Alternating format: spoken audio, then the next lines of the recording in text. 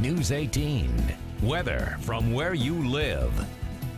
Well, today is a very warm early October day, and 1839 had by far, looking back at all the weather records from this century and the last, and even the century before that, the warmest October on record.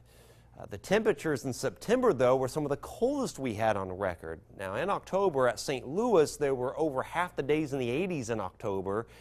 And even here, there was a gentleman that kept a weather diary at Huntertown, Indiana.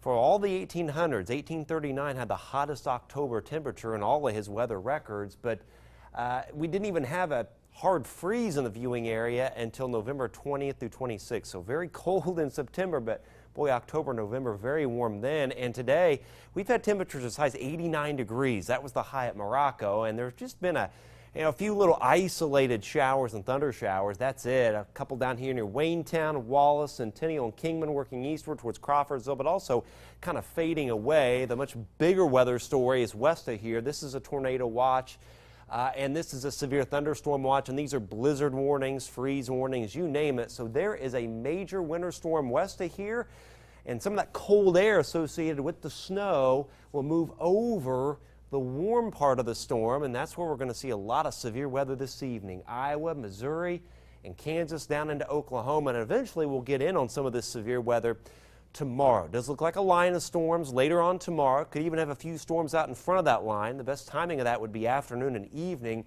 Main threat would be damaging winds. I wouldn't rule out at least a little bit of hail. And it does look like we may get a good 1 to 2 inch rain for most of the viewing area out of this system. After 69, that's it. For the low tonight, will be in the 80s tomorrow. 83 Frankfort, Lafayette, Fowler, 84 Pine Village, and 84 Rochester. But Sunday, it is much cooler. Highs only in the low 60s. 62 Lafayette, 63 Fowler, 62 at Frankfort.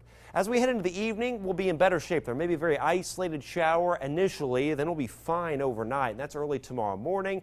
That's about 11 tomorrow morning. Now, I think we could see a few little renegade pop-ups of storms during the heating of the day, noon right through the afternoon hours. We'll keep an eye on those. The better dynamics for severe weather coming in the evening. So once we get late afternoon and evening, that's when the line of storms will develop and pass through the viewing area. Right there it is, with mainly a damaging wind threat. Then we get that out of here.